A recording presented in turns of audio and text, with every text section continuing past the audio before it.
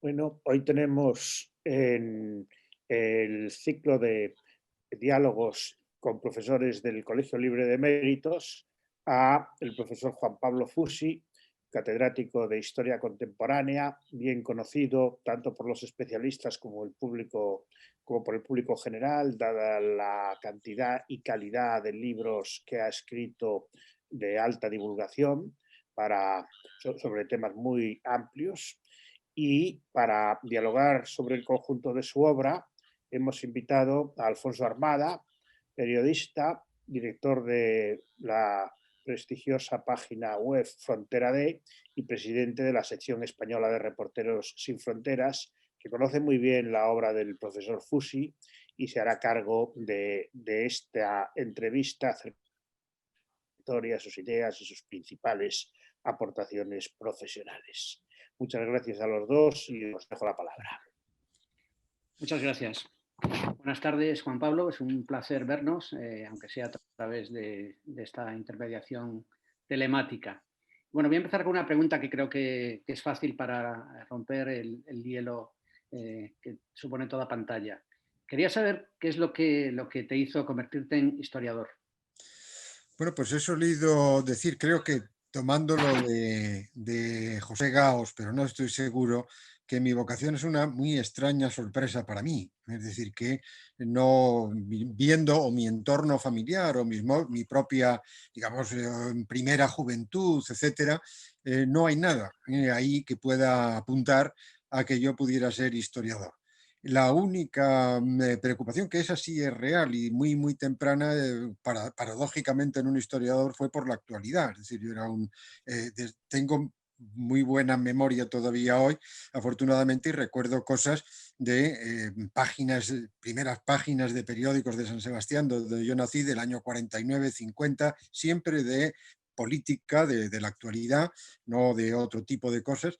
Y eso es la única, digamos, posible preocupación de algo que no fuera pues los entretenimientos infantiles y juveniles de mi vida. Y efectivamente en bachillerato, etcétera, yo estaba orientado hacia las ciencias, como casi todo el mundo en San Sebastián. Era muy extraño porque en aquellos momentos que alguien hiciera algo de humanidades, pero yo, por alguna extraña razón, empecé por 16, 17 años a interesarme mucho por temas literarios, cinematográficos, la historia, etcétera. Y finalmente, pues eso me llevó a optar finalmente por filosofía y letras, y dentro de esa facultad por la especialidad de historia. Te formaste, entre otros lugares, en Oxford con Mm, Raymond Carr, de quien te hiciste amigo y colaborador. sí. Quería saber en qué medida la experiencia en el extranjero refinó o agudizó tus talentos como investigador histórico y como profesor, y qué aprendió de y con el profesor Carr.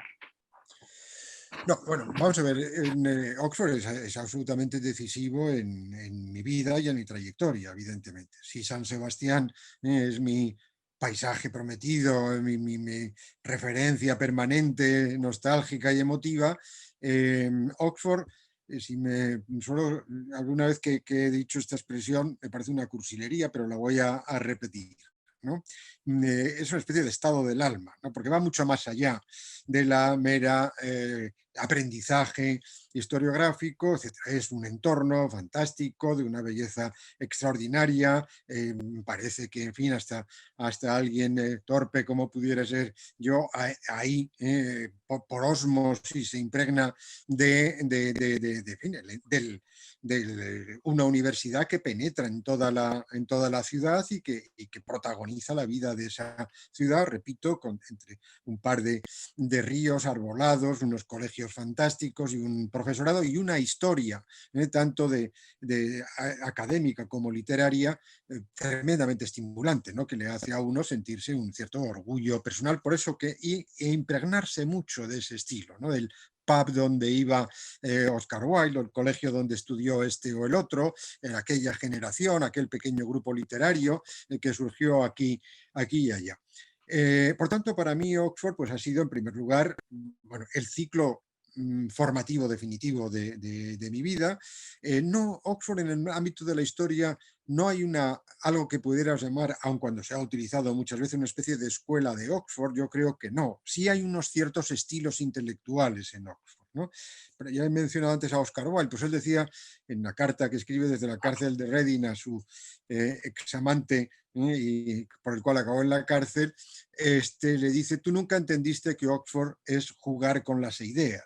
Jugar con las ideas, revisionismo crítico, esos seminarios, ¿no?, donde siempre la idea es a ver cómo se da la vuelta a esas afirmaciones que ha hecho el conferenciante o el que ha presentado la ponencia. La exigencia crítica permanente, el probar las cosas empíricamente siempre, no generalizar, huir, como decía otro historiador de Oxford, la primera obligación es huir de la historia inepta, decía, y añadía, y por supuesto, nunca generalizar. El historiador Neimier, ¿no? Bueno, todo eso es Oxford para mí, un entorno extraordinario, un hombre brillantísimo, como lo has citado tú, Raymond Carr, que es casi característico de todo lo que acabo de decir, con un sentido, ¿no?, para la penetración perspicaz y siempre distinta, ¿no? Y ver aquello que los demás no hemos visto y señalarte: bueno, pero esto que tú dices no tiene menor sentido. En fin, ese tipo de cuestiones que además es un conjunto, nunca multitudinario, se trabaja por pequeños seminarios y que evidentemente pues a mí me ha dejado una impronta irreversible, ¿no?, y formidable, y también pues una añoranza. Ya sabía que no iba a permanecer allí para toda mi vida, ¿no?, pero una añoranza enorme, una ciudad a la que vuelvo con muchísima frecuencia, no últimamente en los año y medio últimos, ¿no?, pero siempre he estado yendo anualmente, a veces un par de veces al año, desde que me volví desde allí en el año 80, pero siempre he tenido muchísimo contacto. Bueno, estos recuerdos de Oxford de alguna manera han contestado parte de mi próxima pregunta, pero quería hacer Sí. hincapié en ello. ¿Qué rasgos intelectuales y de carácter destacaría según un buen historiador y en qué medida podrían ser útiles, por ejemplo, para el periodismo?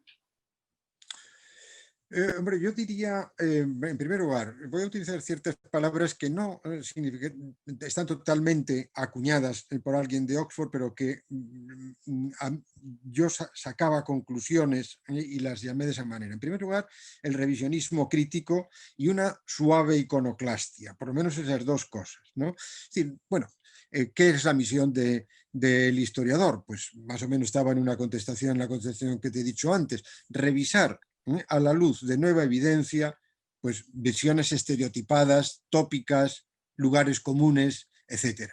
Bueno, eso me parece que vale también para el periodismo, un cierto inconformismo intelectual permanente con aquello que se está diciendo, que se generaliza, que se topifica de alguna forma, que es una tentación para muchísimas, bueno, porque es una comodidad, está uno instalado en unos lenguajes, en unas visiones de las cosas.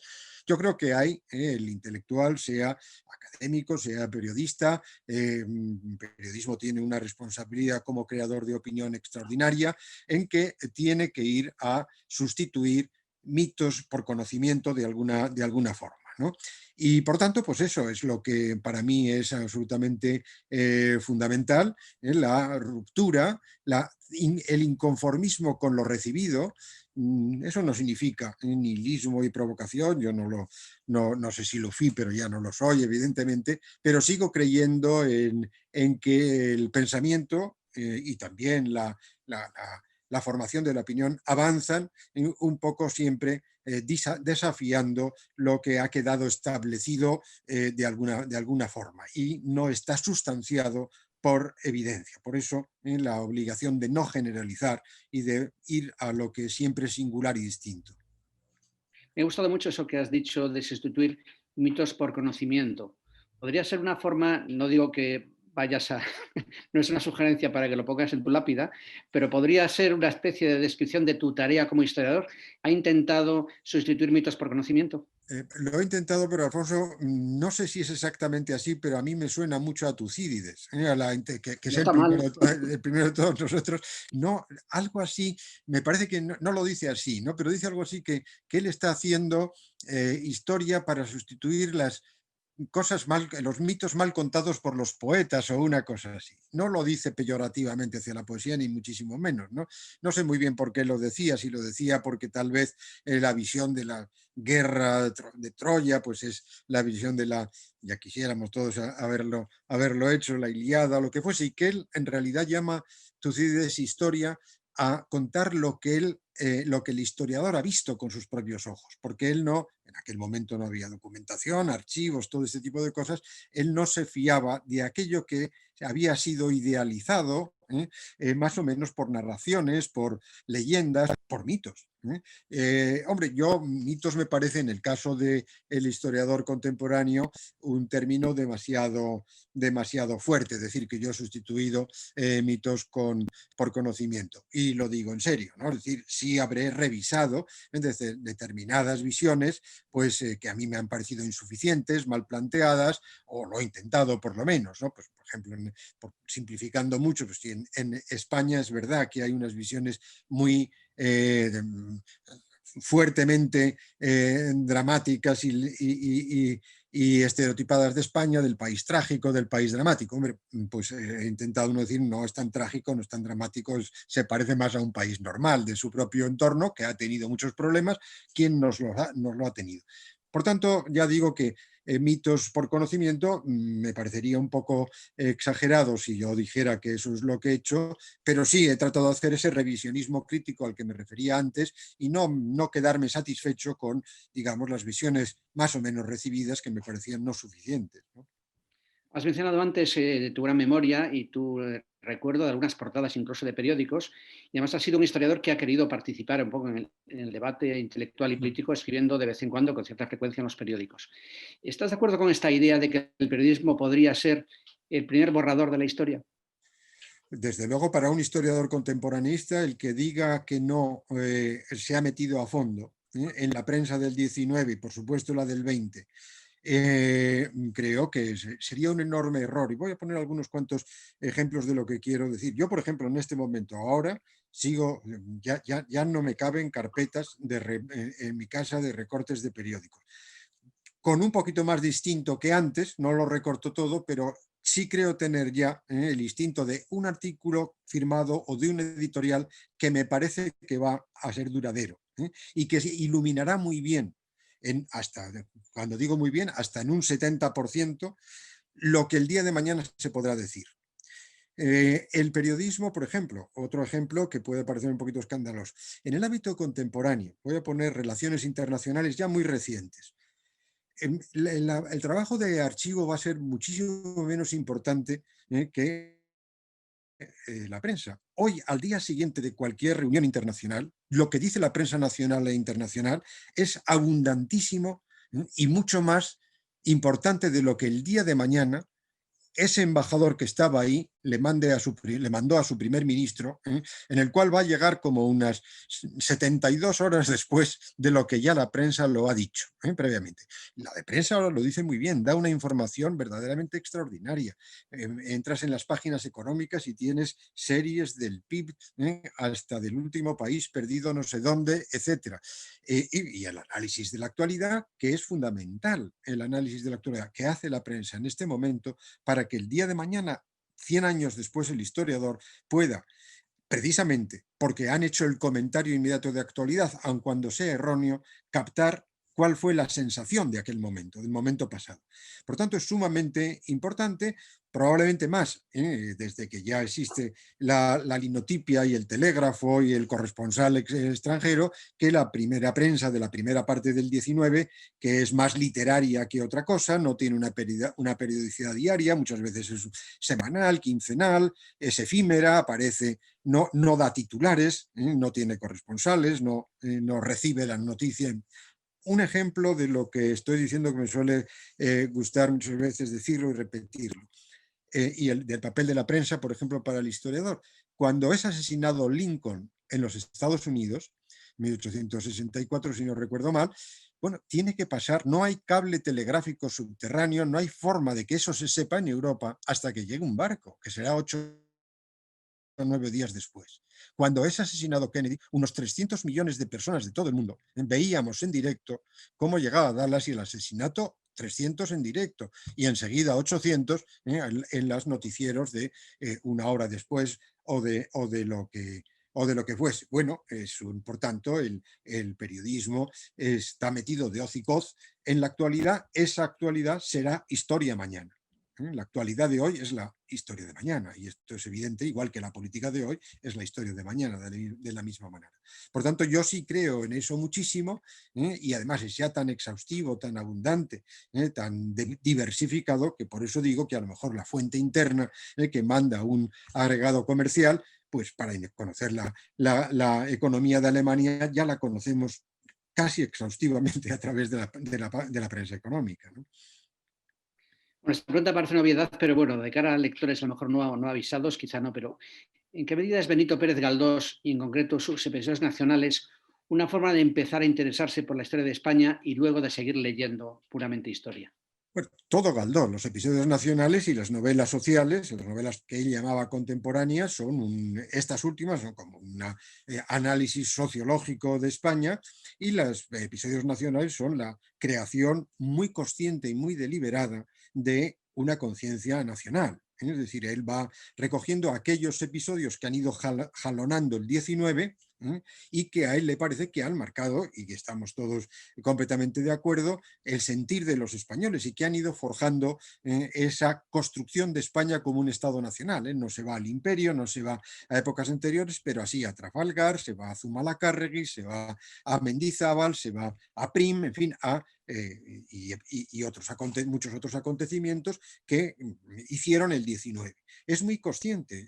Yo precisamente he mencionado Zumalacárregui porque he estado releyendo ese episodio nacional para algún trabajo que se me ha pedido, y bueno, leyendo otras cosas de Galdós, él les llama también, algo así me parece como que ficciones verdaderas a los episodios nacionales, que es un término modernísimo, ¿no? Parece total. Bueno, lo dice que yo sepa, recuerdo una vez, lo deja caer, ¿no? Que son ficciones verdaderas. Es verdad, es decir, son ficciones verdaderas.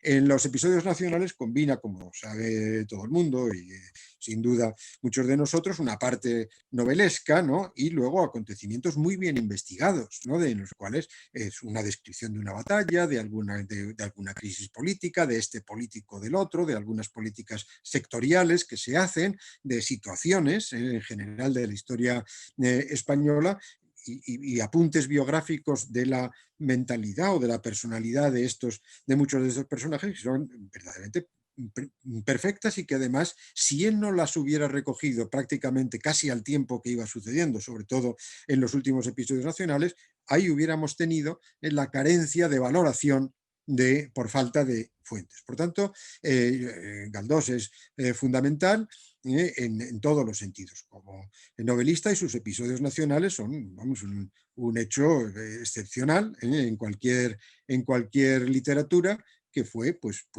contando desde cuando se introduce la ropa blanca y la primera bañera en un personaje que pone con gran escándalo de sus amigas en su piso una bañera, ¿no? Digamos, le decía la ropa blanca porque con el ferrocarril llega de París y la lencería y todo este tipo de cosas, pues empiezan a vender en Madrid también, ¿no? El pequeño comercio, el funcionario. No, me parece extraordinario, y los episodios nacionales son parte de nuestra conciencia nacional contemporánea, ¿no? ¿Qué te parece la interpretación de El sueño de la razón produce monstruos de Goya, no como los delirios a los que conduce la razón llevada a la exacerbación, como puede entenderse por algunos fue el comunismo soviético, a permitir que la sinrazón ocupe el terreno de juego democrático? No, bueno, es una frase que, por mucho que volvemos sobre ella, tiene una carga, ¿no? Verdaderamente extraordinaria, de cualquier forma que se le interprete, ¿no? Desde si efectivamente el intento de racionalizar el hombre acaba siendo peor, la vida del hombre, la vida y la sociedad acaba siendo peor en fin, que la no intervención de esa voluntad racionalizadora, a cuantas interpretaciones nos sugiera, todas interesantes, todas en fin, necesarias por el carácter pues, provocador y enigmático al mismo tiempo de la afirmación de Goya. me parece la pregunta que me hacías, pues efectivamente, si la he entendido bien, la sinrazón, el irracionalismo en el mundo contemporáneo, no solamente en los últimos años, que coexiste como todos vemos todos los días, con verdaderamente unos esfuerzos, ¿no?, extraordinarios de progreso del hombre a través de la ciencia, de la tecnología, que obviamente son derivados o son expresión de la razón moderna. La comprensión del hombre sobre su propia condición, sobre la realidad, sobre el mundo, sobre la materia, es cada vez mayor, y sin embargo, pues eso coexiste con manifestaciones de irracionalismo verdaderamente desconcertantes y fatales, ¿no?, para muchos de nosotros. En el ámbito de la política, desde luego, ¿no?, en el ámbito de los nacionalismos, los populismos, bueno, lo que fueron los fascismos en los años 20 y 30, en fin, todo lo que es la violencia, el uso de la violencia, todo ese tipo de cuestiones pues son verdaderamente trágicas y parecería, siempre hacemos la misma reflexión, es decir, las capacidades y posibilidades, ¿no?, que el hombre contemporáneo ha creado para controlar la propia realidad, mejorar la especie, y lo ha hecho en parte en cierta medida, ¿no?, cómo ha aumentado la duración de la vida. No es el mejor momento para hablar de esto último por la vulnerabilidad que demuestra la sociedad a un episodio como la pandemia de coronavirus, pero sí, bueno, a mí me produce sobre todo perplejidad esa coexistencia, ¿no?, de la razón con los monstruos que produce la sinrazón, o con la propia sinrazón, y que el hombre pues sigue siendo un sujeto de pasiones subconscientes que estalla en el crimen, en el asesinato, en la violencia, en la opresión política, en tantas cosas, ¿no? Tu extensa bibliografía apunta a varias líneas de fuerza, siempre con la España contemporánea, desde 1808 hasta nuestros días, como eje. La difícil modernización política y económica de España, el autoritarismo, el papel de los nacionalismos, la cuestión de la patria, el trasfondo cultural, la identidad y sus máscaras. ¿Cómo han ido encabalgándose tus intereses como historiador y qué ha atizado más tu curiosidad? Bueno, pues probablemente, bueno, hay, como en todo, yo en el libro de Ideas y Poder de las biografías citaba, bueno, uno de los inspiradores últimos es Ortega, ¿no?, que aparece citado en distintas ocasiones. Ortega, hablando de Velázquez, dice que la vida es azar, circunstancia y vocación, y yo en el azar creo muchísimo, ¿no? Quiero decir que el primer trabajo mío que yo creo que es un libro de alguna forma fallido, la tesis doctoral, que es Política obrera en el País Vasco, pero que al mismo tiempo es un libro que diríamos germinal para el resto de las cosas que he hecho. No fue idea mía, yo sí quería trabajar sobre temas sociales, ¿no? Era entonces, en los años finales de los 60, pues muy dominante en la historiografía, no solo en la contemporánea, sino también en el medievalismo, la historia moderna. Parecía que la conflictividad social, los cambios sociales, eran las clases sociales, lo que había que estudiar. Y en Oxford, precisamente, fue Raymond Carr quien me dijo: hombre, tú siendo de San Sebastián, los anglosajones y muchos de nosotros nos ha fascinado, nos ha atraído muchas veces el anarcosindicalismo español. Y sin embargo, tan importante, me dijo él, es el movimiento socialista, el movimiento obrero tipo ugetista de los grandes sindicatos, etcétera, que tuvo bastante fuerza en Vizcaya, como ya sabemos todos, y en Asturias y en otros sitios que no necesariamente en Cataluña o en Andalucía, que parecerían los epicentros del anarquismo y del anarcosindicalismo y de la CNT. Y me dijo: yo creo que ese sería un buen trabajo, ¿no? Entonces yo, efectivamente, con la ventaja comparada de conocer bien la región, los pueblos industriales de Guipúzcoa, toda Vizcaya, la ría de Bilbao, me puse a trabajar en ese tema, y efectivamente he dicho que es un libro fallido. ¿Por qué? Porque luego, bueno, entonces mismo me fui dando cuenta que el País Vasco contemporáneo tiene mucho interés, porque digamos, hay una transformación económica y social verdaderamente terrible en 20 años, de 1880 a 1900, una industrialización, sobre todo Vizcaya, estrepitosa y excepcional, y no rebajo nada a eso. Se crean altos hornos, minas, astilleros de todo tipo en 20 o 25 años, una enorme conflictividad social, una emigración enorme de trabajadores foráneos y su organización, las primeras y grandísimas huelgas, no con atentados anarquistas efectivamente, sino a través de sindicatos y de grandes, digamos, negociaciones de trabajo con las patronales, etcétera. Y al mismo tiempo aparece el nacionalismo, un poquito más tarde de todo eso, ya al final del 19, probablemente como reacción de ciertos sectores ante una sociedad en proceso de transformación y que está destruyendo la identidad tradicional de esa región. Y por tanto, y además aparece, cosa que el País Vasco no había tenido previamente, Unamuno, Baroja, Maeztu, Salaverría, una pintura excelente de unos 15 o 20 pintores magníficos. Por lo tanto, hay un despertar cultural, periódicos que están muy bien, por ejemplo, el Liberal de Bilbao, La Voz de Guipúzcoa de San Sebastián, periodismo moderno.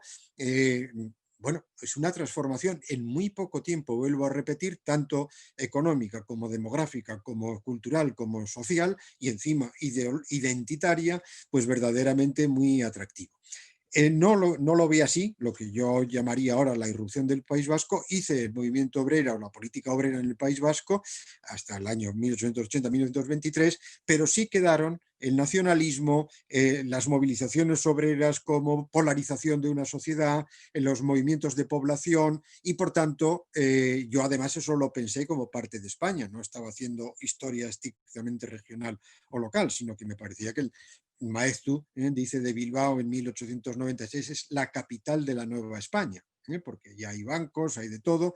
Bueno, yo en eso estaba pensando, es decir, para mí ha sido la preocupación, ha sido España y la democracia en España, la modernización o la modernidad, todo ese tipo de cosas, para mí, creo que para mi generación y para muchos de todos nosotros desde muy distintas perspectivas, aun cuando no trabajáramos sobre eso, detrás de ello es por qué llega la República y la Guerra Civil, ¿no? Es decir, esto y luego la dictadura de Franco 40 años. Nos íbamos hacia la época de la Restauración, época anterior a los temas más candentes, porque pensábamos, sinceramente, que hay algo de esa modernidad se crea antes, desde los años 80, 60, 70, 80 del 19, y por eso me fui yo ahí.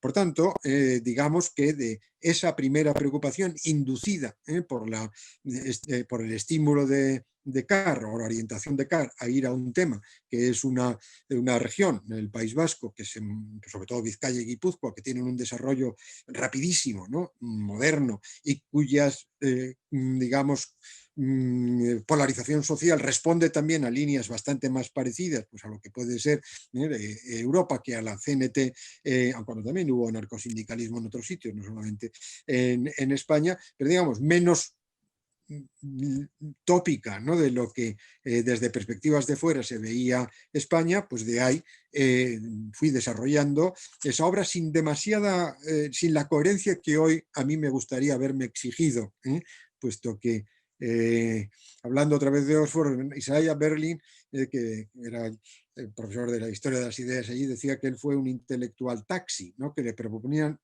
un tema, él levantaba la mano y decía, aquí estoy yo, y lo hacía. Yo no he sido totalmente un taxi, pero bueno, sí he respondido también a propuestas editoriales que no respondían perfectamente a este proyecto de haber ido tocando lo que has dicho tú mucho mejor de lo que podría decirlo yo ahora hace un momento. Has mencionado a Ortega, que es una de las figuras que configuran este libro, que es una manera, pues tus fascinaciones intelectuales con 30 biografías que configuran el siglo XX. ¿En qué medida Ortega dejó una huella en ti? No digo tanto, no sé si desde su pensamiento como de su estilo a la hora de hablar del mundo, a la hora de filosofar con la claridad. Esto que habla de la cortesía, ¿ha influido de alguna manera tu manera de ser historiador, de que tu manera de ser buen historiador es ser exquisito con el lenguaje en cuanto a la claridad? En cuanto a la calidad, bueno, hay un abismo en esto, sobre todo hay una cosa que yo carezco totalmente, que es el don de la metáfora. Y entonces yo me convencí de otra frase de Ortega, precisamente citaba antes a Maeztu, en una polémica con Maeztu, que un muy jovencito Ortega con 24 años le dice a Maeztu, o se hace literatura o se hace información, o se hace precisión o se calla uno. Entonces yo opté por hacer precisión, ¿no? Y por tanto el estilo más sintético que practicado sobre todo en los últimos libros responde a esa exigencia mía de precisión. Es un arma de doble filo porque embota bastante la capacidad narrativa de uno, pero por otra parte es verdad también que a mí leo ahora libros un poco aparatosos y recargados de retórica y verdaderamente tengo poca paciencia con ellos. Es muy buen ejercicio la capacidad de síntesis. También la formación británica ayuda a eso, porque los ingleses son muy precisos en la palabra y sus editores muy exigentes con que no te pases de 100.000 palabras en el libro o lo que estés escribiendo, o el artículo, o lo que fuese, o en el caso de la universidad, en los trabajos que hay que ir presentando a tu tutor, ¿no? Es decir, no puedes pasarte de tantas páginas y te lo mandan rehacer. La tesis doctoral en Oxford tiene un límite de extensión, no puedes pasar de las 300 y pico páginas, y decía un historiador de Oxford que la tesis o el trabajo, cualquier trabajo, tiene que ser como un iceberg, es decir, que lo que se aparece es la séptima parte de lo que hay detrás. Y decía este historiador, que está traducido al español, Trevor Roper, ¿no? Que decía que cualquier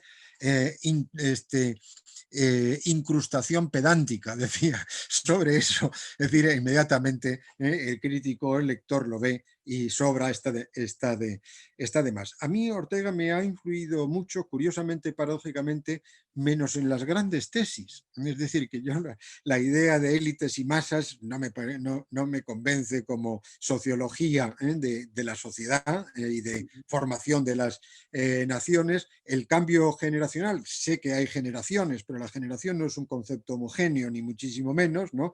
Y hay coexistencia de generaciones en cualquier momento histórico y al final el cambio generacional parece remitir a cambio biológico, por mucho que lo adornemos de otra manera. Ahora, Ortega es una incitación permanente para cualquier lector de ideas, de frases, de citas espléndidas, de precisión en lo que ha dicho. Decías antes que yo, entre otras cosas, me dedicaba a cosas de tipo identitario y nacionalismo, ¿no? Hay una frase que a mí me gusta mucho de Ortega, voy a decir dos, porque están relacionadas, ¿no? Que todo pueblo lleva dentro de sí un paisaje prometido y yerra por la tierra hasta que lo encuentra. Paisaje prometido, para mí he dicho antes que es San Sebastián, ¿no? Evidentemente, y no tengo ningún reparo en repetirlo. Bueno, es la tierra prometida, él le llama el paisaje prometido. Paisajes que, dice Ortega, otra vez espléndidamente y con 20 y pocos años, nos enseñan moral e historia, el paisaje.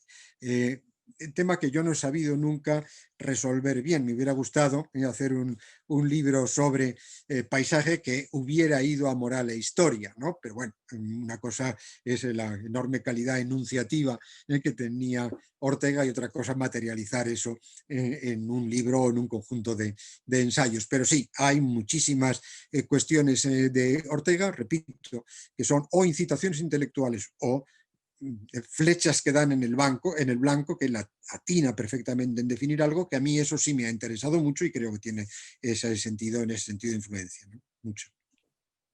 Con tu copiosa obra y tu actitud, es uno de los que podrían dejar en entredicho la fábula de que no se ha hecho autoexamen del siglo XX español, la guerra civil, Franco, el franquismo y la transición. Ha habido libros, simposios, documentales, innumerables artículos y ensayos, películas, obras de teatro. Pero algunos insisten en que seguimos sin saber bien de dónde venimos ni qué ocurrió. ¿Cómo lo explicas? ¿No se lee lo que se dice que se lee? ¿No se escucha? ¿O se debe a los inicuos planes de estudios que cambian al albur de cada gobierno? Bueno, te voy a poner un ejemplo más cercano, Alfonso, que lo has visto. Estamos viendo estos días que en determinados periódicos están apareciendo en 2020 encuestas con estudiantes de universidades que no saben nada de ETA. Y no bueno, pues en el año 20 ha habido como 5 o 6 series en televisión, en las distintas televisiones, plataformas, etcétera, sobre ETA. Algunos con éxito extraordinario, ¿no? Y uno se pregunta, pero bueno, es decir, ¿cómo es posible, ¿no? que digamos, al alcance de todo el mundo, incluso hasta sin quererlo te llegan información, en este caso de ETA, y hay mucha gente que dice que no sabe quién es Miguel Ángel Blanco, que no saben quién es fulano de tal, y que no saben mucho de ETA o lo que fuese. En el caso del franquismo, de la guerra civil, diría exactamente lo mismo. Ya no me acuerdo exactamente si voy a poder repetir exactamente la cifra de libros que salen en España entre 1975 y 1995, 20 años sobre la guerra civil. Pero creo que andan libros en torno a 1800, que si uno divide por 20 años, pues resulta que salen un libro cada semana y media o algo así. No creo que hayamos sido solo algunos historiadores y algunos intelectuales y personas y escritores y periodistas que hayamos comprado la totalidad de esos libros. Supongo que se han vendido bien. Si se han editado tantos es porque los editores saben que hay un mercado y que es un tema que preocupa.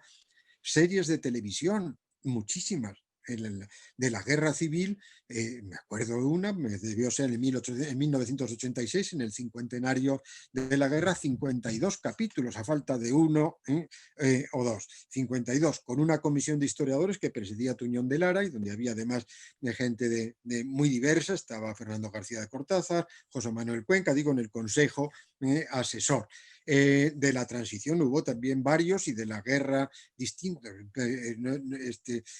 programas sobre Lorca, ha habido García Lorca, muchísimo sobre Franco, en fin, todo lo que uno quiera, información exhaustiva.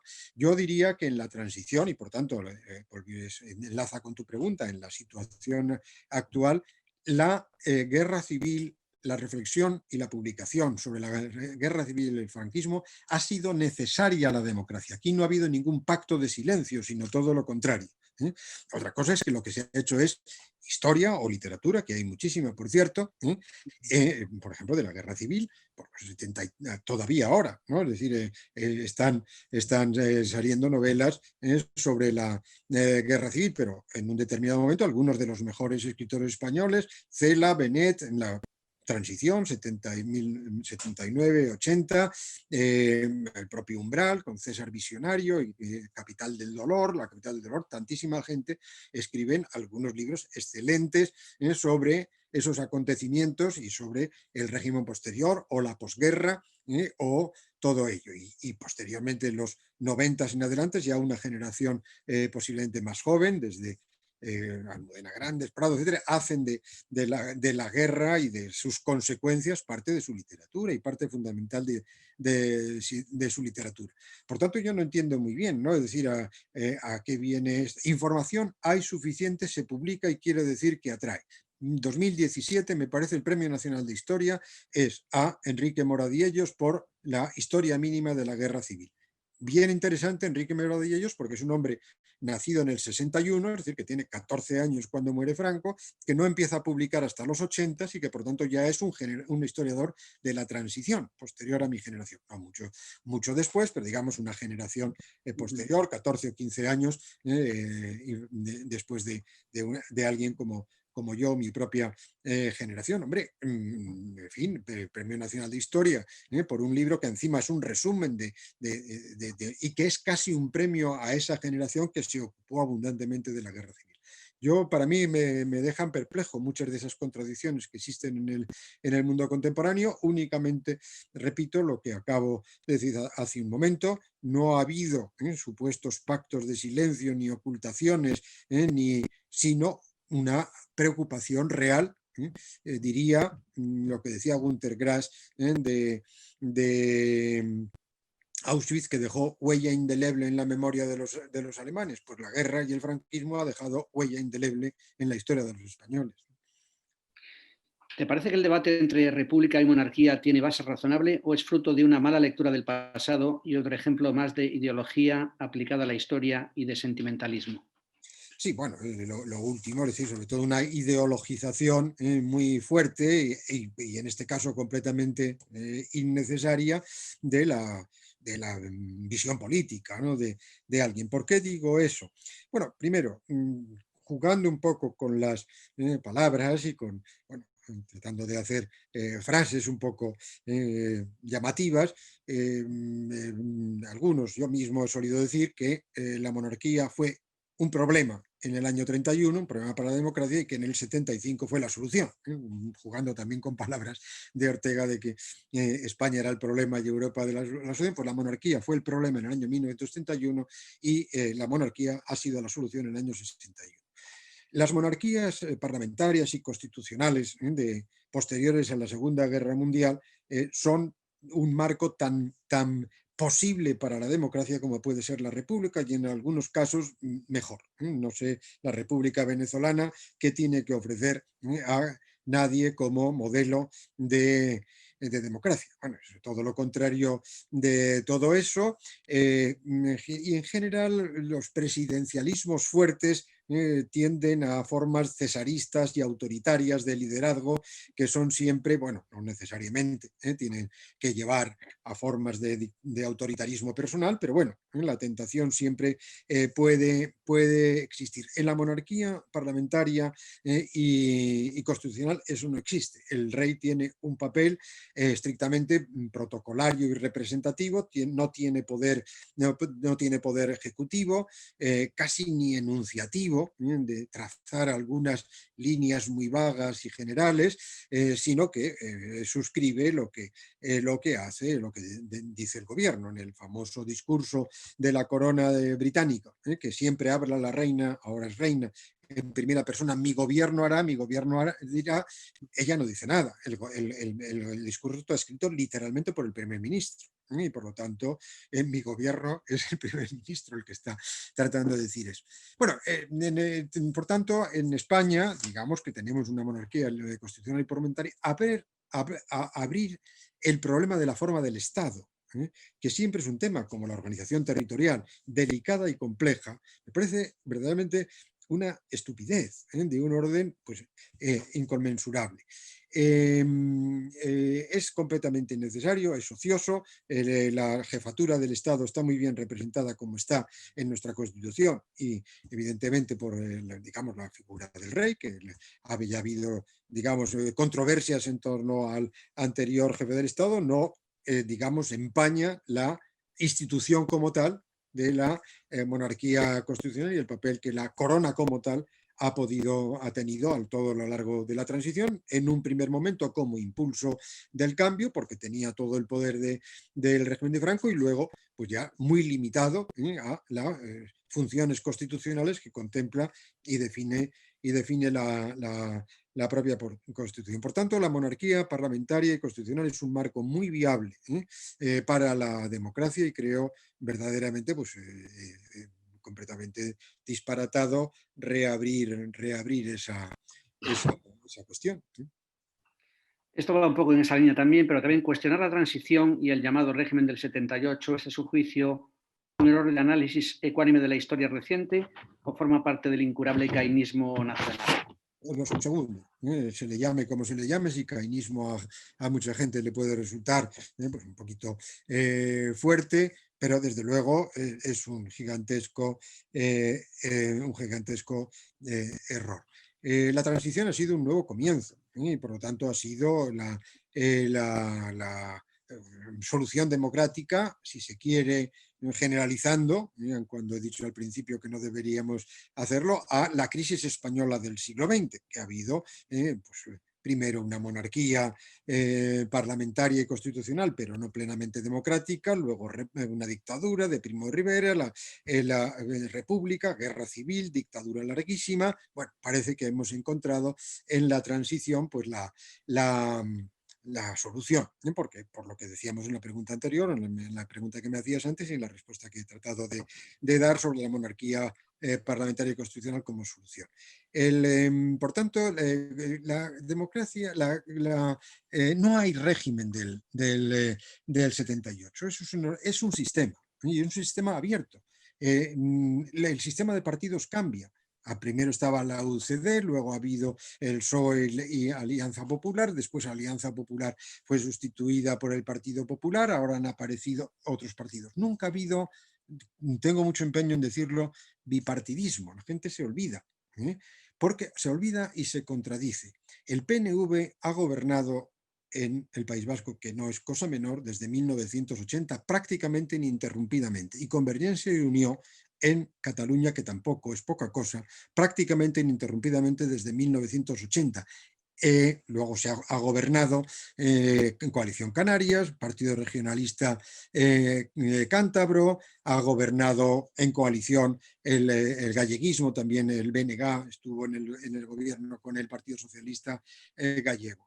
Si no nos tomamos en serio que eso es el Estado y que por tanto hay partidos de gobierno del Estado a través de las autonomías, no hay bipartidismo, ha habido un sistema de partidos que encima ha cambiado en distintos momentos, como es bastante natural en muchísimos sistemas de partido. En Francia, cualquiera que se asume al sistema de partidos de ahora no es el mismo que de Gaulle. El gaullismo se ha reconvertido en distintos partidos, ha aparecido el populismo de la derecha, el Partido Comunista Francés ha medio desaparecido, el Partido Socialista Francés también, ha aparecido algo como Macron y compañía, es decir, por tanto son sistemas y sistemas abiertos que se van modificando a medida que o un partido fracasa o que una nueva, digamos, dirección de ese partido gira por lo que sea, se ha producido una coalición que forma una entidad política nueva, muchísimas cosas.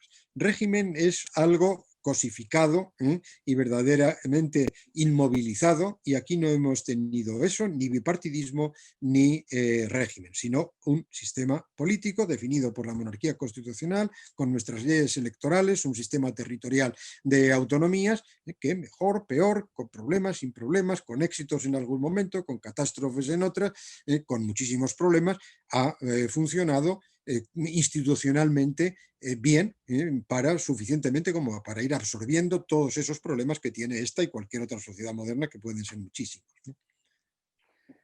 Al nacionalismo vasco ha dedicado algunos de sus más enjundiosos estudios. ¿En qué medida ETA ha emponzoñado moralmente a la sociedad vasca y sigue contaminando la vida política contemporánea desde la hegemonía del PNV hasta el papel de partidos como Bildu en el gobierno central actual? Bueno, pues volvemos a Ortega, a una frase de Ortega que en un comentario o prólogo, me parece que hizo el catálogo, bueno, sobre una exposición, me parece que de los Zubiaurre, dice que el pueblo vasco es rectilíneo de alma como de rostro. Esta precisión que tiene Ortega, dada alguna de nuestras configuraciones físicas, rectilíneo de alma como de rostro. Nadie diría hoy, después de ETA, que somos rectilíneos de alma, es decir, porque verdaderamente 850 asesinados, violencia, preguntaría yo, ¿para qué? ¿No? Es decir, porque al final, bueno, efectivamente ha alterado sustantivamente. Hablaba antes de series de televisión, novelas como Patria y tantas otras. Raúl Guerra Garrido ya escribió muy tempranamente eso, tanto Lectura insólita del Capital, que ganó el premio Nadal, como luego La Carta, como varios otros libros que tiene, o Ramón Sáizer Vitoria también han escrito, y muchos otros, y ha habido películas, una veintena de películas sobre ETA.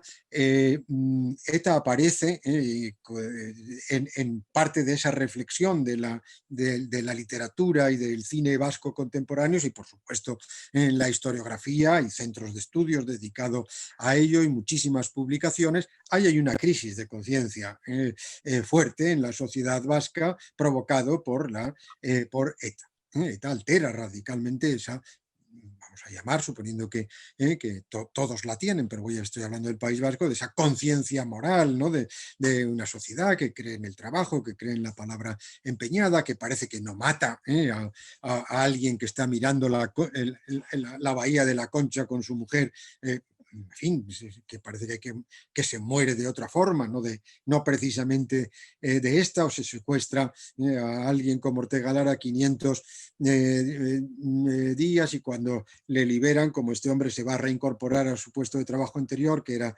oficial de prisiones, Ortega vuelve a la cárcel, ¿no? Es decir, que son unas cosas las que hemos visto verdaderamente atroces, y eso ha provocado una crisis moral profunda.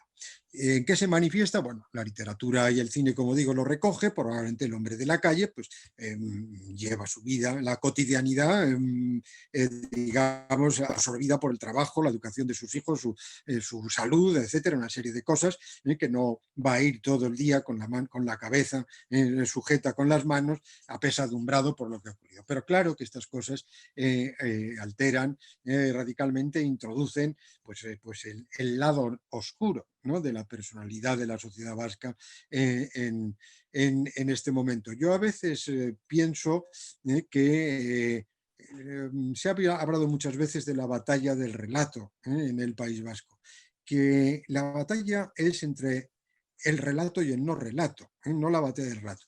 Hay alguien que se está olvidando, como me preguntabas antes, o contestaba yo a otra pregunta en torno a la memoria de la guerra, que hay mucha gente que no sabe. Otras personas, concretamente yo supongo que la izquierda abertzale está, a pesar de que haga homenajes cuando salen los etarras de la cárcel, particularmente interesada que eso parezca que es algo lejanísimo, que fue hace muchísimo tiempo y que ya no tienen ninguna efectividad y operatividad en la vida vasca. Volviendo a tu pregunta, yo creo que no hay, digamos, arrepentimiento sin derrota, y yo no creo que la derrota ha sido total de ETA, y por tanto, pues digamos, vemos cómo pues, en el Parlamento hay intervenciones, está legalizado el movimiento Bildu, lógicamente, y por tanto ahí nunca oímos muy de tarde, hay una voz muy tenue, ¿no?, de decir del sufrimiento que se ha causado, pero que ese partido o ese movimiento haya reflexionado en profundidad, haya podido hacer examen de conciencia sobre la hipotética culpabilidad que ha podido haber en todo el entorno que ha apoyado a ETA o en la propia ETA, pues eso no lo hemos visto de una manera clara. La memoria del mal es Patria y otras novelas. ¿El irredentismo catalán tiene cura política o forma parte de las excrecencias nacionalistas de raigambre carlista que afloran bajo diferentes ropajes políticos y el narcisismo de la identidad cuando la situación económica hace más incómoda la vida en común?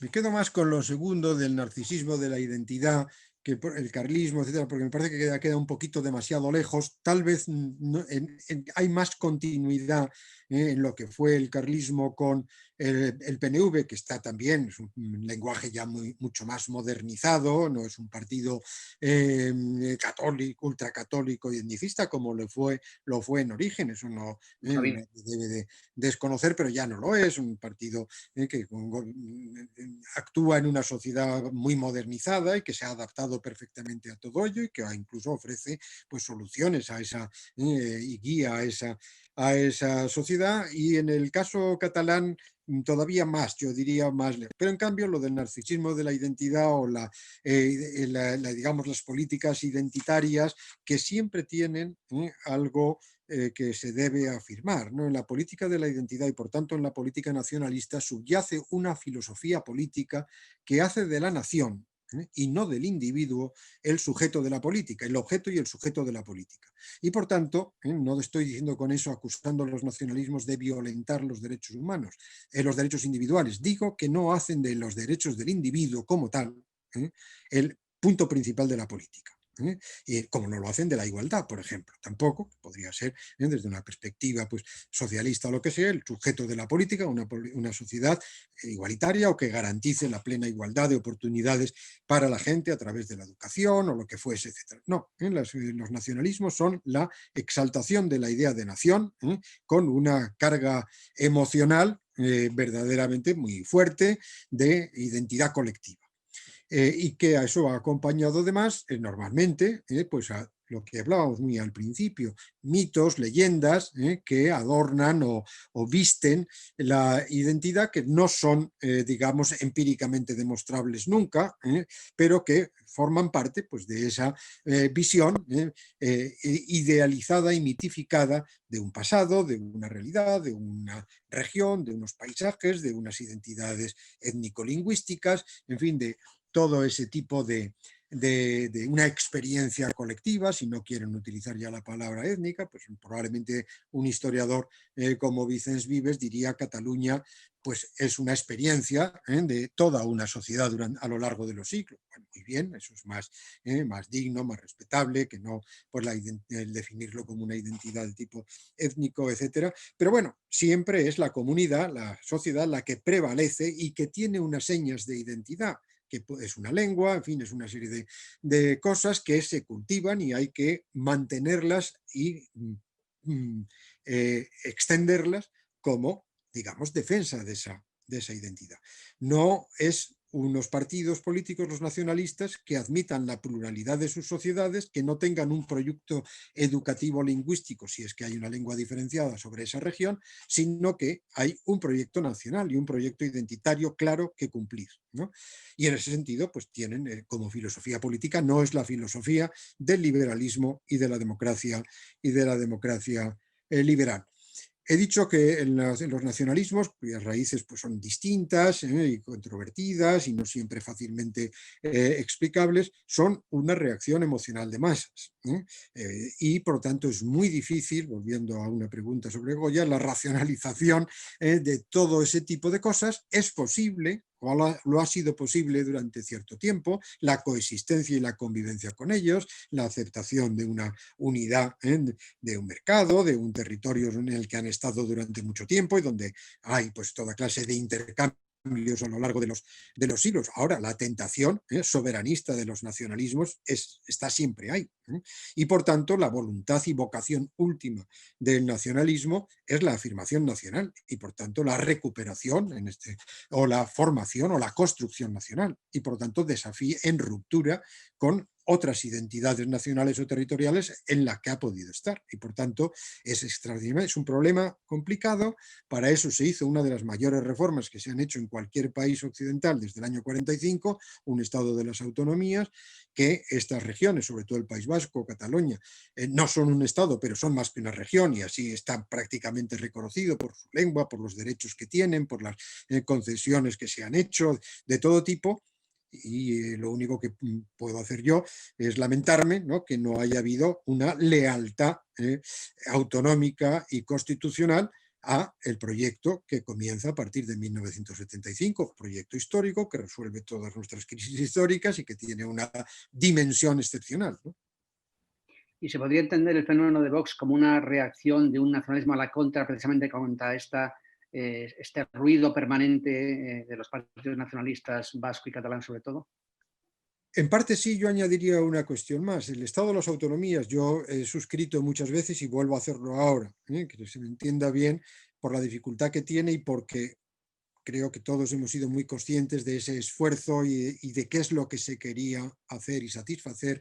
He suscrito la frase de García de Enterría cuando él dice que la hazaña de la transición fue el Estado de las Autonomías, por la dificultad, por la complejidad, porque bueno, se hiló finísimo, en fin, por fin dimos en las 17 comunidades autónomas y las 2 ciudades autónomas de Ceuta y Melilla, se racionalizaron las competencias a través de la LOAPA, se recondujo, en fin, todo lo que fuera, tanto la situación institucional, administrativa, funcionarial y financiación de las comunidades autónomas y parecía que eso estaba bien encauzado y por tanto creo en esa hazaña de democracia. Pero sí es verdad que lo que ha acabado por sufrir bastante en ese estado de las autonomías es la idea misma de España.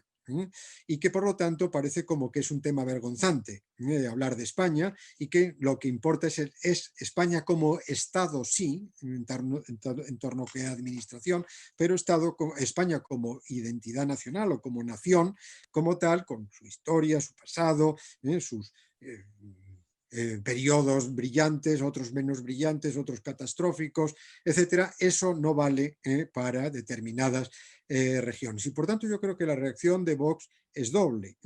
Es de una parte efectivamente al ruido inmediato de los nacionalismos y otros a la dejación del concepto mismo de España que se ha ido haciendo últimamente y debería tomar nota de ello si es que eso es así, últimamente por la izquierda. La izquierda ha abandonado mucho más ese, y al extremo, que viendo la experiencia Zapatero primero y la experiencia actual, parecería que la opción que identifican bloque democrático con izquierda y nacionalismo, que parece que todo lo que sea o centro derecha o moderación o, por supuesto, en la extrema derecha está fuera del ámbito del bloque democrático. Si Vox para mí responde a las dos cosas, cierto, digamos, dejación del principio de nacional de España como nación, y efectivamente a un cierto hartazgo en muchos sitios con la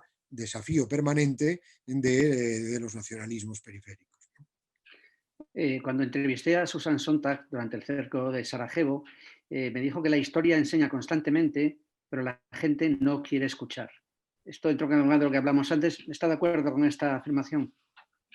Sí, verdaderamente estaría me parece inteligente, no tanto lo de Cicerón Mater et Magistra, pero planteado tal como te lo dijo esta mujer tan sutil, siempre inteligente, me parece, es verdad, es decir, que uno, por ejemplo, en la historia de España, ¿no? Pues si uno ve el trienio constitucional, 1800, la Revolución del 68, la República, pues digamos que con digamos, cuestiones distintas, pero hay mucho de lo que ahora podemos ver, ¿no? Que ya digamos, se ha experimentado previamente, ¿no? Y la ruptura, digamos, del bloque constitucional, el desbordamiento de una situación constitucional por la extrema izquierda, bueno, todos este tipo de cuestiones que ponen en cuestión muchas veces la propia, digamos, orden institucional de un país, a veces con razón, a veces, yo creo, como decíamos antes en la conversación, muy gratuitamente, cuestionando la transición y cuestionando, si es que lo están haciendo, la monarquía, pues digamos que razones para haber aprendido qué cosas no se deben tocar, que son explosivas y que crean, no es una crisis de un ministerio ni de un político, sino es una crisis de Estado y una crisis nacional, pues que no se debería eso tocar, que se debe apostar una vez que has conseguido pues un modelo institucional que parece razonable y suficiente desde nuestra perspectiva, que me parece que es la tuya y la mía, democrática, pues que eso lo que hay que hacer es, digamos, mantenerlo, engrasarlo de vez en cuando, actualizarlo, pero en fin, no hay que estar cambiando la Constitución de los Estados Unidos de 1770 y tantos cada día, ¿no? Es decir, o si se ha equivocado el presidente, decir la culpa la tiene la Constitución, mire usted, no. Estos comentarios muchas veces tratan de ver fallo institucional donde hay el error de un ministro, y por tanto bromas de porque haya habido un error de alguien irnos a cambiarlo todo, no. Por tanto, tiene toda la razón, estoy completamente de acuerdo con ella. Es verdad que viendo la historia, pues por lo menos tendríamos dónde agarrarnos. No quiere decir que estuviera ahí la solución en aquello que se hizo, eso no, en 1820, pero sí haber tenido información, digamos, suficiente como para tener pues digamos, un bagaje de respuestas un poquito más rico y cargados de experiencia. Estoy de acuerdo con esa frase que me parece buena.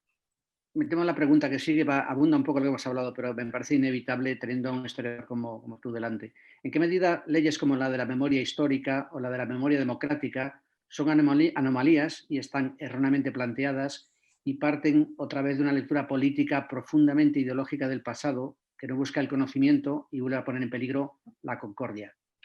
Pues evidentemente yo diría casi al 100%. A mí no me gustan nada esas leyes de memoria histórica y menos de memoria democrática. Esta última ya directamente tiene todo la apariencia de indoctrinación y de silenciamiento de determinadas etapas, de prohibición de determinadas análisis de esas etapas y de exaltación y por tanto de proyección sobre la sociedad desde arriba, desde el poder, de determinadas figuras, de determinadas significaciones en esa historia. Memoria e historia son dos cosas distintas. La memoria, por definición, es siempre selectiva, muchas veces es estrictamente personal. En el caso de de los gobiernos es memoria oficial, son conmemoraciones, símbolos, antes era una batalla, aquel Aconviriato, el Cid, bueno, ahora podrían ser pues otras cosas distintas, mucho más recientes, con un sentido más utilitario para los nuevos proyectos políticos que estén en marcha, mientras que la historia es el análisis más o menos objetivado del pasado, con todas sus consecuencias de todo el pasado, como decía Cromwell que le hicieran su retrato con verrugas y todo, pues el estudio del pasado con verrugas y todo, es decir, la totalidad de él, y análisis, interpretaciones para entender cómo hemos llegado a ser lo que somos ahora, y qué fue en un determinado momento un determinado país o aquel reinado que se ha hablado tanto y que tanta ha influido en nosotros, cómo ha evolucionado la población, cómo ha evolucionado la economía, en fin, todo este tipo de cuestiones. La ley de memoria, por tanto, las leyes de memoria histórica, las leyes de memoria democrática no me gustan en principio por eso. Es verdad, sí, en cambio, estoy de acuerdo en la recuperación de cuerpos, enterramientos colectivos, digamos, honrar, primero devolver esos cadáveres o lo que fuese a sus familias, honrar a personas que fueron o asesinados o que murieron en batalla por sus ideas o por lo que fuese, o muchas veces por pura lealtad geográfica, porque ellos les tocó en aquella zona o lo que fuese, y por tanto, digamos, cerrar ese capítulo con toda la dignidad que las víctimas de la guerra requieren, ¿no? Eso sin duda alguna, y eso no necesita una ley, sin necesitar a lo mejor una legislación que obligue o lo que fuese a los ayuntamientos o a quien sea, o se financie a grupos de investigación de históricos en esas recuperaciones, y por tanto poder hacer finalmente ese punto final, que ya sabemos el total, que nunca será exacto, de fallecidos, no queda nadie en una cuneta, se ha dignificado a todo el mundo. Evidentemente el sentido de lo mismo, digo, por cierto, con gente que no ha muerto, pero que ha podido ser fue represaliada de manera pues muy abusiva desde el poder, y además por defender valores democráticos o sindicales o de lo que fuese. Toda esa reparación, en la medida que bueno, ha podido estar hecha en un X% suficiente, pero si hay personas que consideran que no, y algunas cosas sabemos que todavía no quedaron completadas, eso por supuesto tiene que hacerse, se pueden hacer de muchas maneras. No creo que responda exactamente a eso, aun cuando también tenga algo de eso, ninguna de las dos leyes que hemos mencionado, la ley de memoria histórica y mucho menos la ley de memoria democrática. Por tanto, ya digo, a mí no me gustan ese tipo de cosas, me gusta la historia, creo que hay una responsabilidad de los historiadores en abordar, como creo que decíamos antes, que se ha hecho mejor, peor, ya no entro en eso, pero desde luego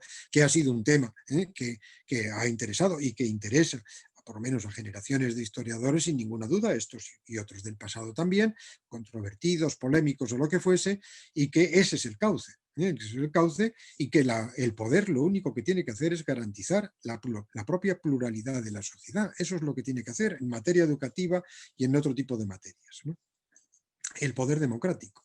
Y a ver si la gente se convence un poco de eso, que tiene que garantizar la pluralidad de la sociedad, que no es poco, y es una labor moralmente absolutamente encomiable. ¿Qué crees que se debería hacer con el Valle de los Caídos? Pues no lo sé, es un problema por las dimensiones que tiene. Sí estoy de acuerdo en que no podía ser el mausoleo de Francisco Franco, esto sin ninguna duda. No sabría muy bien qué hacer. Es un maldito embrollo, como tantas veces. Primero porque efectivamente no es una pequeña, digamos, capilla o ermita que está perdida en un monte, que se puede trasladar a un sitio más. Hay muchísimos enterramientos dentro, que además están mezclados. Lo que había surgido, y surgió, y por eso se llama de los caídos, solo para el enterramiento de los nacionales, que ya sí hubiera sido una especie de mausoleo de exaltación, pero resulta que también hay restos de que se han ido llevando con el tiempo precisamente de muertos republicanos. Todo eso está mezclado, todo eso es pues tremendo, el poder proceder ahora a un vaciado de todo ese tipo de cosas y su traslado a otros sitios y el desligar quién es quién. Es todo un horror en ese sentido, ¿no? Porque estamos hablando de miles de personas muertas y cuyos restos confundidos, etcétera, están ahí, ¿no? Y por tanto, pues no lo sé, su conversión en algo que tenga todavía parcialmente algo que honre, digamos, a los muertos de ambos bandos y que pudiera derivar hacia el centro de estudios, pero ahí se mezclaría con los problemas, ¿no? De que eso es un sitio religioso, que hay una comunidad religiosa y que todo eso no es decir, váyase usted que entramos nosotros ahora. Eso hay que hacerlo primero con un acuerdo nacional y con negociaciones con digamos, todos los actores implicados para, bueno, hacerlo bien, no digo que hacerlo bien y que no reabra nuevas heridas y nuevos conflictos, ¿no? Y por tanto, pero debo confesar que me siento un poco desbordado por la magnitud del sitio y la memoria que ha tenido. Solo me atengo a lo que he dicho antes, creo que mausoleo de Franco no, mausoleo solo de los caídos no, y por tanto alguna reconversión que neutralice de alguna forma cualquier carga particularmente ideologizada del centro, ¿no? Pero no lo sé. Conociéndote y viendo además tu talante anglosajón y también de San Sebastián, esta pregunta creo que se responde por sí misma, pero me veo obligado un poco a hacerla, ¿no? Es muy forzada la analogía de algunos analistas apocalípticos que hablan de que podríamos estar en vísperas de un nuevo 98, con una crisis institucional, económica, de autoestima nacional, degradación de la vida política, pero sin colonias, o forma parte del péndulo español, tan dado los extremismos dialécticos y emocionales. Hombre, yo creí, Julián Marías hablaba de que España había tenido dos naufragios, ¿no? Del 98 y luego la Guerra Civil, como es obvio. Yo no creo que estemos en una situación tan grave desde el punto de vista institucional, de moral colectiva, de visión de la nación, de futuro de la misma, como en cualquiera de esos dos casos. El segundo naufragio de la Guerra Civil fue tremendo. El 98 se superó relativamente bien, ¿eh? No sufrieron tanto las instituciones. Hablábamos antes de nacionalismo, no hay, a diferencia de lo que ocurre en Francia en la derrota de Sedan de 1870 o en Portugal o en Italia, allí hay excombatientes y ligas nacionalistas. En España no lo hubo. Después del 98, la cultura española se mantuvo como una cultura liberal y la monarquía alfonsina superó relativamente bien, a corto plazo por lo menos, la crisis del 98. Yo creo que no, sinceramente, que un tercer naufragio no creo que lo vayamos a tener. Antes de la pandemia todo parecía mucho más sólido, ¿no? La sociedad española, su homogeneidad, su prosperidad, su infraestructura económica, bancaria, financiera, turística, la entrada en Europa, la incorporación a ese entorno europeo que verdaderamente es una cierta garantía ante crisis catastróficas de tipo financiero económico y ante también a posibles, digamos, aventuras de tipo institucional e ideológico. De momento parece que sí es un colchón que a España le ha interesado muchísimo ser parte de Europa y no es algo, un partido que últimamente Vox ha sonado algo antieuropeísta, no parezca, siempre todas las encuestas han dado a España como uno de los países más europeístas del grupo de la Unión Europea. Yo no creo que sí estamos en una situación dramática y la que se avecina es tremenda, los miles de muertos que hemos tenido, el retroceso que se espera en el Producto Interior Bruto pues va a ser brutal, el daño de determinados sectores económicos pues va a tardar mucho tiempo en recuperarse, las oportunidades para las generaciones más jóvenes van a también tardar en definirse, salvo que, digamos, la recuperación una vez tengamos la dichosa y esperada y deseada vacuna, que la recuperación luego sea mucho más rápido de lo que suponíamos. Probablemente no sea así, pero yo con todo y con eso y sin minimizar la gravedad, desde luego, de lo que se nos espera en los próximo año y medio o 2 años, que puede ser tremendo, no creo que estemos ante un nuevo naufragio nacional en el sentido que fuera en el 98 y mucho menos así la guerra civil. Pero es lo que pienso, no sé si demasiado ingenuamente y con el escepticismo que da la visión histórica, que parece que de lo que se trata, volviendo también a citas no mías, pero bueno, que de las cuales me ha alimentado, decía Popper, ¿no?, que el mundo pues no tiene ni principio ni fines, como una navegación sin puerto de salida y sin puerto de llegada. De lo que se trata es de no naufragar. Pues ojalá, no sabemos cuál es el puerto de llegada, pero por lo menos no naufragar, ¿no? ¿Te fatiga a veces España como a tu paisano Unamuno o te sigue apasionando como sujeto histórico y político? No, me interesa muchísimo como sujeto político, histórico y de todo tipo. No me fatiga ciertos esencialismos sobre la historia de España y sobre los españoles y visiones estereotipadas y todo ese tipo de cosas. Lo otro no. Era un historiador marxista británico, Ralph Samuel, que dijo una vez, hará unos 20 o 25 años, hablando de patriotismo, etcétera. Bueno, el país donde uno nace es el país que conoce mejor, puesto que conoces lo que ha ido pasando, su gastronomía, sus reacciones de un tipo y de otro, sus paisajes, esas reacciones que es muy difícil, digamos, conocer de otro país. Incluso hay gente que ha escrito, pues no sabe por qué es popular en Albacete la esquina o el puente de no sé dónde. Bueno, pues es porque, y mientras nosotros, a veces tampoco, pero digamos, podemos tender a saber muchas de esas cosas menores aparentemente, pero que son esa intimidad que tienen todos los países.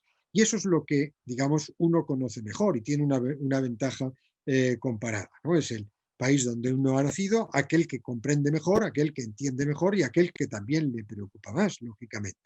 Y por tanto a mí España pues me sigue interesando, me sigue preocupando, no en el sentido unamuniano, más en el sentido de Hannah Arendt. Si no me explico, no me explico a mí mismo España, pues tampoco me acabo de entender yo suficientemente, ¿no? No sé si la luz sigue siendo buena.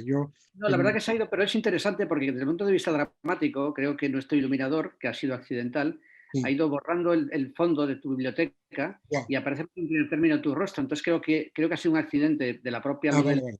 ido desvaneciendo, pero le ha Sí, dado un carácter dramático. O sea que creo que el vale. realizador, que ha sido un ser que no es Karen, es la propia naturaleza de esta máquina, le ha dado un trasfondo más dramático. Pero me quedan 2 preguntas y ya vamos a terminar. ¿Es posible y, claro, necesario reconstruir la trama de los afectos entre los españoles?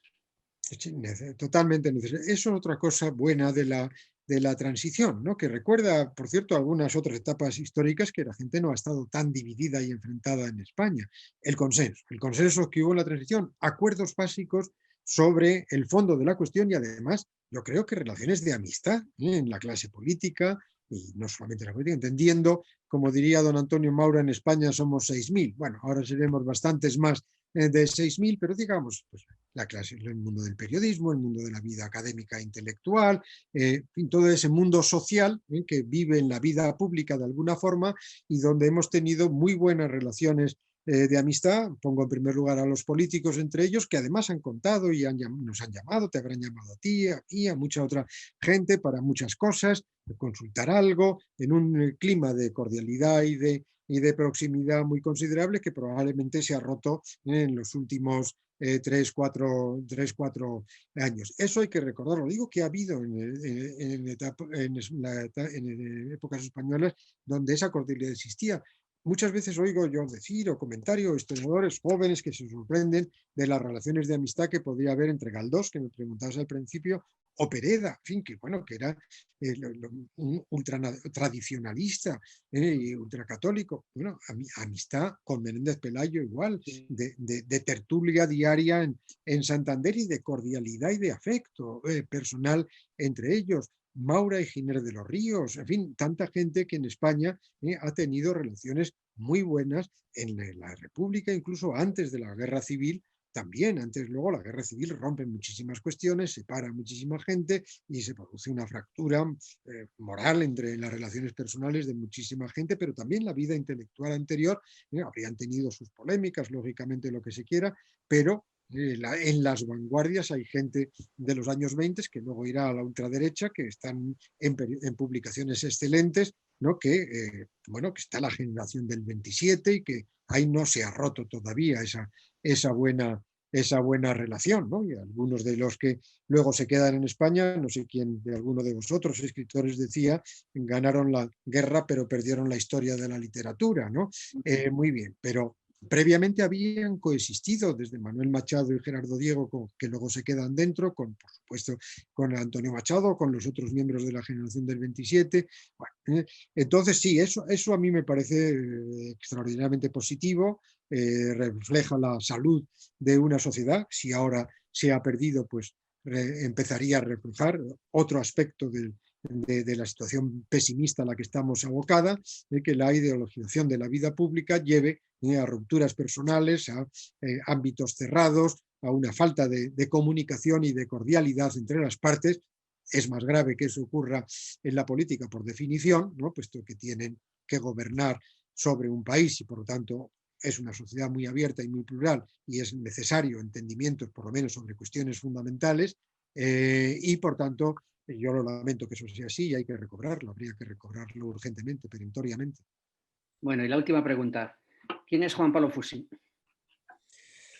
Pues bueno, una persona que ha tenido extrañamente esa preocupación por su país, que ha tenido también extrañamente muy tempranamente, podría poner de 63, 64, una persona muy joven, tampoco inexplicablemente una gran preocupación porque España fuese un país democrático, una persona con pocas bastante consciente de sus limitaciones, bastante, diría, perdón por la petulancia, porque parece que contradigo lo que diga, yo sé bastante bien quién soy, de qué carezco y qué es lo que doy de mí. Doy para alguna monografía significativa y para saber hacer precisión como historiador.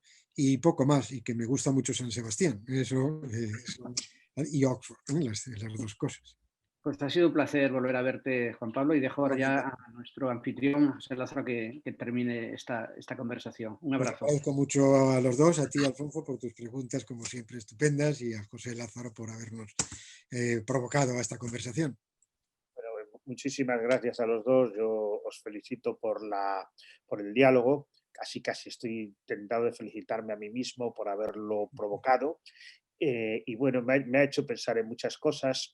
Una de ellas es que se ha aludido a Oxford y a la tradición académica anglosajona de que cuando un historiador ha dedicado su vida a un tema sobre el que ha escrito obras muy voluminosas en sucesivos libros y obras en varios volúmenes, siempre viene un editor que le pide que escriba la short history of y resuma todo lo que ha hecho en efectivamente 200 páginas, a veces menos. Hay short histories de 100 páginas en formato pequeño y eso, que parece una tortura para quien tiene tantas cosas que decir, es para el lector no especialista una maravilla. Es decir, lamentablemente yo cada vez que me encuentro un libro pequeñito donde se expone en 200 páginas lo fundamental sobre cualquier disciplina humanística o ciencias sociales que me es muy ajena y la que quiero saber lo fundamental,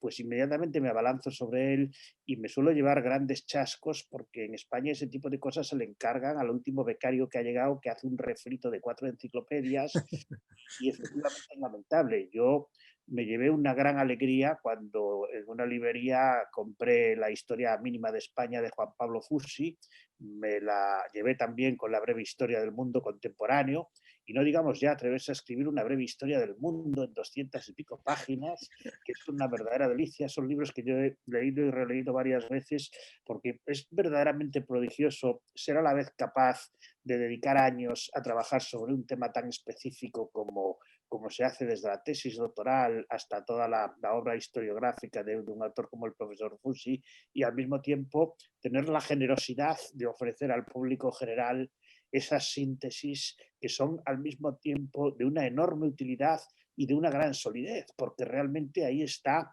bien expuesto lo que cualquier persona debe saber sobre el tema. Y bueno, eso, claro, dicho desde alguien que es ajeno a la profesión, pues es algo que creo que no se elogiará nunca lo suficiente. Más bien al contrario, en España se mira a los que tenéis la generosidad de hacer ese tipo de libros con un cierto desprecio, claro, precisamente por lo maltratado y lo desprestigiado que está el género de la divulgación. Y para mí es una verdadera maravilla el poder disponer de libros como esos, o de este reciente Ideas y Poder, 30 biografías del siglo XX, donde recorres en pocas páginas la biografía de los principales autores del siglo, empezando por Sigmund Freud y pasando por los principales líderes políticos de todo un siglo, y del que ya me gustaría que charlemos algún día en una grabación específica de este estilo para el Colegio de Eméritos. Muchas gracias. Muchísimas gracias, Alfonso, por su brillante cuestionario, y al profesor Fussi por su entrega a esta breve, a esta short, no history, sino short photography of himself, que podríamos decir que es un verdadero honor poder tenerla para la hemeroteca del Colegio Libre de Eméritos. Gracias a los dos. Muchas gracias. Gracias. Hasta luego. Hasta luego.